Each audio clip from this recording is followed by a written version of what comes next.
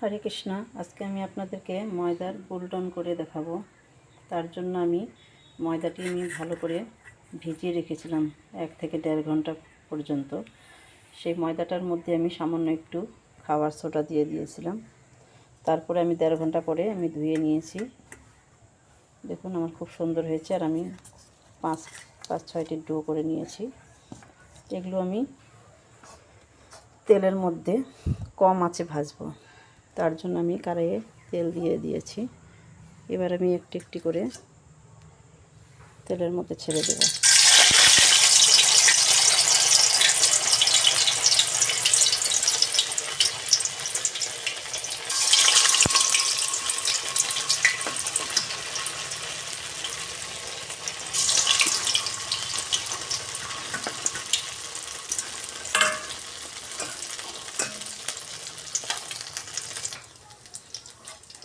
এটা আমি আলতোভাবে উল্টে দেব।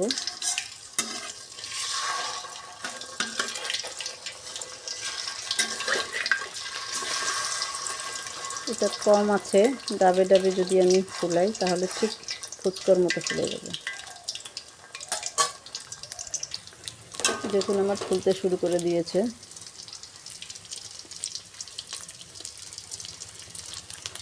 কম আঁচেই আমাকে এগুলো ভাজতে হবে।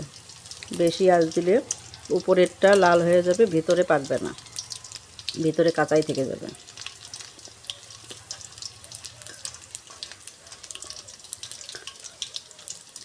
এটাকে অনেকেই ধোকাও বলে, আসলে ধোকা ডালেরই হয়। এটাকে বুলটন বলে বা কাশ্মীরি পনির বলে।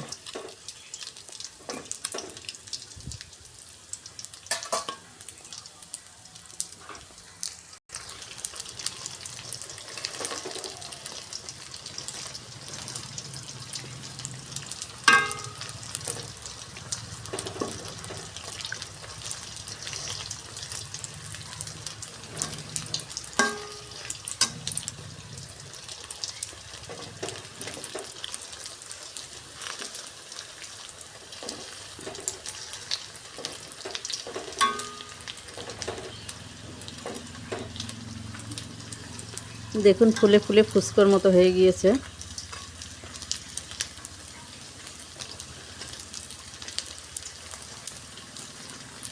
আমরা যদি এটাকে ঠাসা দেই তাহলে আরও ফুলে ফুলে ফুচকার মতো হয়ে যাবে।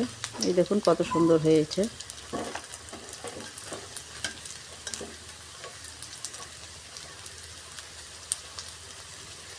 কিন্তু অবশ্যই কম আঁচেই ভাজতে হবে, তাহলেই ফুলবে।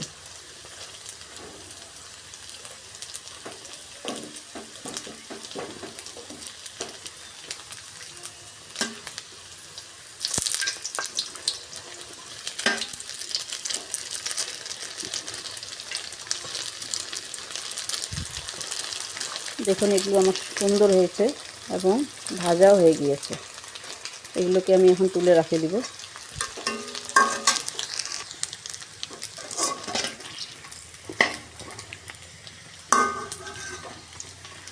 দেখুন সেই সুন্দর বলের মতো হয়ে গিয়েছে।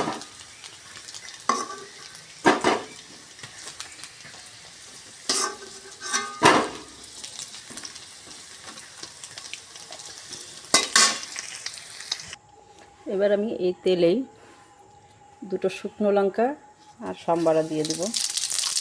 5 ফোড়ন দিয়েছি। এবার আমি এতে আলুগুলি সুন্দর করে ভেজে নেব।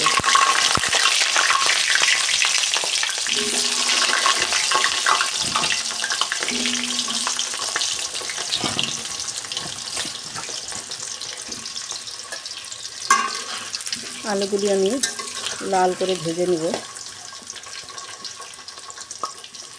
আমি সামান্য একটু ভেজে নিব, তারপরে লবণ হলুদ দেব। কারণ আলু থেকে যে জল বের হয় এই জলটাকে আমি শুকিয়ে নিব আগে, তারপরে লবণটা দিলে থেকে জল বের হয় না।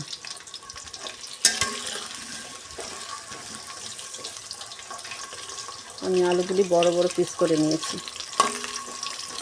আপনারাও যখন করবেন এইভাবে বড় বড় পিস করে নেবেন, খেতেও সুন্দর লাগবে, দেখতেও সুন্দর লাগবে।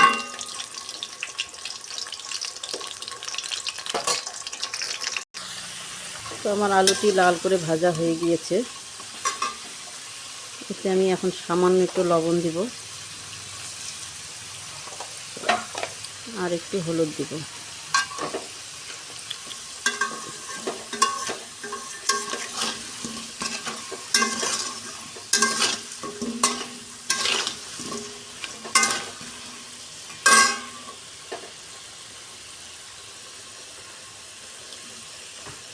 এবার এতে আমি বেটে রেখেছিলাম টমেটোর পেস্ট আর 2টো শুকনো লঙ্কা, আমি এটা এখন এর মধ্যে দিয়ে দেব।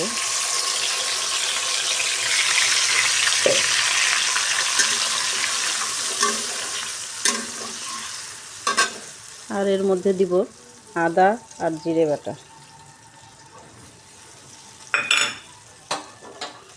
আর 4টে শুকনো লঙ্কা, কাঁচা লঙ্কা।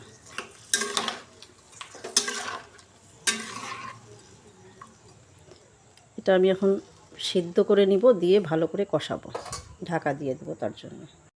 তো দেখুন আমার একটু কত সফট হয়েছে, ভিতরে খাস খাস হয়ে গিয়েছে, পাউরুটির মতো সুন্দর হয়েছে।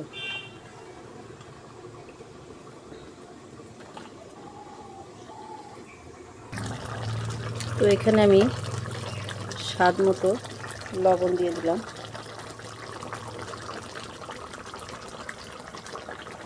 আর হলুদের গুঁড়া দিয়ে দিলাম।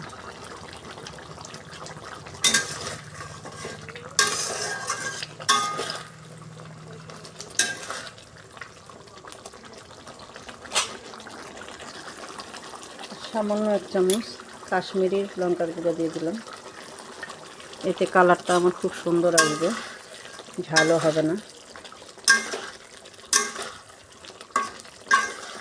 আমি এটিকে ভালো করে কষিয়ে নেব।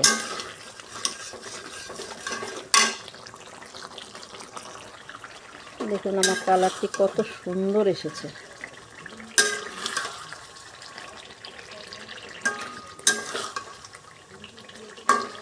এটাতে ক্যাপসিকাম দিলে আরও সুন্দর হয়, কিন্তু আমার আনা ছিল না তাই আমি দিলাম না। আর ক্যাপসিকামের গন্ধটি আমার সহ্য হয় না, আমার ভালো লাগে না ক্যাপসিকাম, কিন্তু আমার প্রভুর খুব সুন্দর লাগে। আজকে ওর মনে ছিল না তাই হয়তো আনেনি। দেখুন কালারটা আমার কত সুন্দর এসছে, মশলা থেকে তেল ছড়িয়ে গেছে।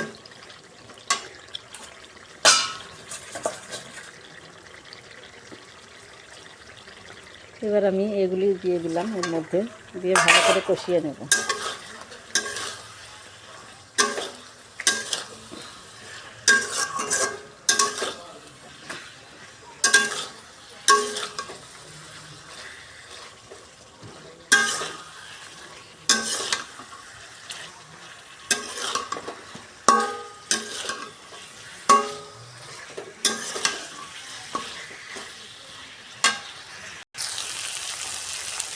এতে আমি সামান্য গরম মশলা দিয়ে দিলাম।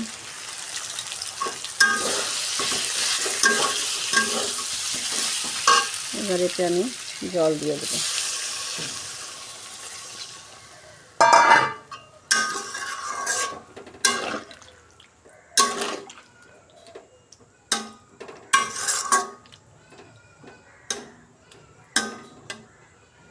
দেখুন খুব সুন্দর লাগছে। এটাকে আমি 5 মিনিট ফুটিয়ে নিব, তারপরে নামিয়ে নেব। তো দেখুন আমার সবজিটি রেডি হয়ে গিয়েছে।